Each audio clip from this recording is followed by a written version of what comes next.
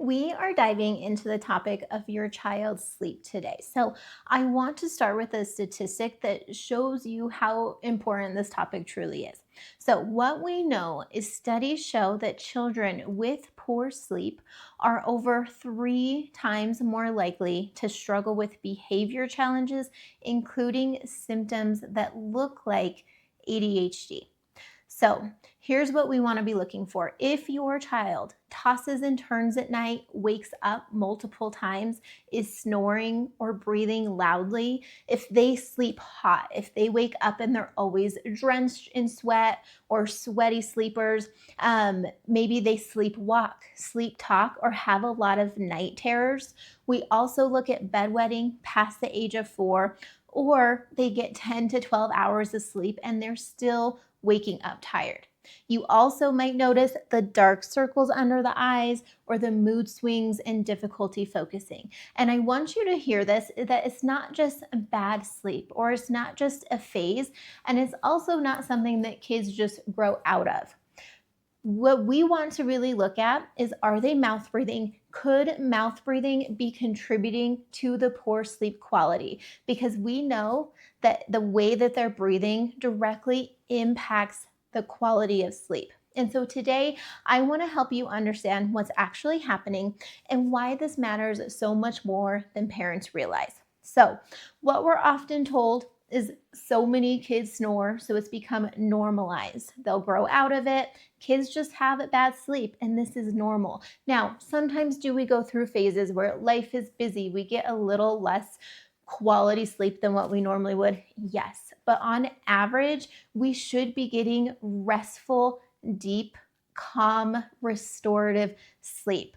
Your child should not be fighting for sleep or waking constantly or fighting for breathing when they are sleeping. And we certainly don't expect them to be waking up feeling exhausted and that being their normal. What that tells us are signals. Those are all signs that their body is telling us something is going on deeper. Their body is meant to have restorative, restful sleep. So when we're seeing all of these little red flags, that's their body trying to talk to us. It's telling us, hey, let's pay attention. And that's what I'm here to help you do. So, what's actually happening if we break down our child's sleep? And when a child is actually mouth breathing during their sleep, we know the airway is not being supported how it's supposed to be. The body has to work harder to breathe. So instead of our body being able to rejuvenate, to rest, we are fighting to keep our children breathing. Our bodies are fighting to trying to get the proper oxygen and gas exchange. So we see faster breathing. We see more effort and less efficiency, which means that the body can never fully get into the relaxed state, and we never see the full regeneration that we are supposed to see when our child's bodies are sleeping, when our bodies are sleeping. We also know, I've talked about it before, the oxygen, carbon dioxide is directly affected. That puts us into that fight or flight mode where we're almost in that low level of hyperventilation because we are over breathing when we're mouth breathing. And we always see nervous system dysregulation when we are mouth breathing and poor sleep quality. So what we tend to see, lighter sleep. We're not getting the proper sleep stages, the light, deep REM sleep, and we see more wake ups. I often hear moms say, we put them to bed, they're in 2 hours later. We put them back to bed, they're back in our room 2 hours later. So we're seeing those frequent wakings. And that also just regulates our sleep because it's constantly pulling our bodies out of the sleep stages that they're supposed to be in. And another thing that I always stress, moms will tell me, well, I don't quite understand because they're sleeping all night. And that's to look at quantity of sleep. But what we really focus on when it comes to sleep, well, what is the sleep quality? So we know the symptoms that we start to see during the day. We can start to see daytime fatigue. We can start to see where they're waking up just really cranky and dysregulated and not ready to take on the day.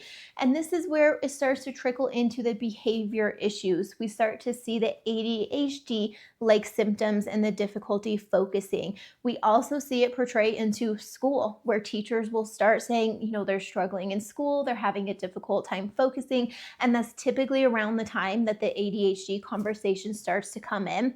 But I want you to think about this for a second, because I know a lot of you are probably moms, dads, you've been through this too, but moms, you've had those weeks, months of no sleep, right? Especially in those newborn stages. I know those are difficult to forget.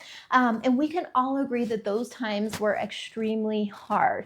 When we were getting poor quality sleep, our newborn was waking us up multiple times a night. We weren't getting good quality sleep either. So what does that do to our bodies? I want you to think back to that time. We were probably more irritable, definitely more emotional. I was more forgetful and more easily overwhelmed. And here's the connection I want you to see, that this is what our children are going through. And it's not typically just a few nights when we start to see these symptoms, but it's typically for days or weeks, even months and years, when we really start to see the symptoms and the severity levels start to increase and stack on top of each other. So when we're starting to intervene with myofunctional therapy, it's not typically because they had a couple nights bad sleep. It's typically because they've had years of bad sleep, and we're starting to see the severity of the symptoms get worse and worse and worse. And this is where the conversation, where ADHD behavior conversations are starting to happen, is because it's been years or months. So you can think of that moment when you finally started getting some good quantity and quality sleep. Hopefully it's happening for you mamas out there now. And what a difference did that feel? Like one good night's sleep, like you felt like a completely different woman. And I remember that it's like night and day. And that's why so many moms, after getting their children breathing and sleeping properly, those are the exact words that they tell me, that they seem like completely different children in the mornings. And it makes sense, because when we think about when we went through that, we felt completely different also. And that's what they tend to say. They feel like completely different kids in school, in the mornings, in focus, in behavior. So many things change just by getting good quality breathing and good quality sleep. Because here's the thing, we know when it comes to behavior, sometimes they're kind of tagged or labeled as being difficult. They're difficult children, right? But I think before we ever get that label, or before we ever start to go down that process of ADHD evaluation, one simple thing: are they mouth breathing? What is their sleep like?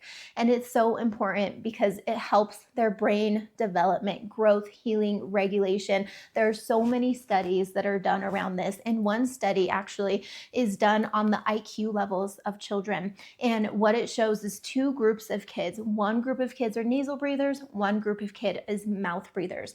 And in the group of nasal breathers, their IQ continues to grow and grow and get better, like you would see the trajectory going up. What happens in the group of kids who are mouth breathing, the trajectory goes up and then it plateaus much sooner than the group of kids who are nasal breathing. So there's a direct correlation in so many things when it comes to our sleep and breathing. Now, the good news is, I know it can sound scary, especially when we're bringing in the behavior conversations, all of the other symptoms that you might be dealing with. The good news is I want to focus on the sleep. Let's focus on the breathing and the sleep instead of out here chasing all of the symptoms. Let's focus on one thing. Let's focus on their breathing. Let's get them breathing how they're supposed to at night, which means it will directly affect their quality of sleep. Let's get their quality of sleep up, and then we can see what happens to the symptoms from there. So often, this is where it changes their lives, because they're for once in their life getting good quality sleep and they're breathing how they're supposed to. So where do we start? We start with nasal breathing, we start with tongue posture, and we start with muscle function. This is done through what we call myofunctional therapy. And we support the airway because we know that when we can allow the body to function how it's supposed to, there's a domino effect where all the other systems that the body has in place will continue and get better at functioning how they're supposed to.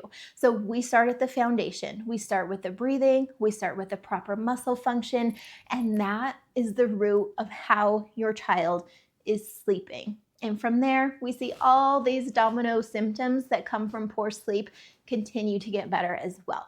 So if you feel like you're looking at your child and they have the dark circles, they're snoring, you just know that they're getting poor quality sleep. There is hope and there is something we can do, and it starts with the foundation, and I'm here to help you do that. So there's some resources wherever you're watching, wherever you're listening. You can see those resources in the caption, in the show notes, and I can't wait to see you on that next step to help you in this journey.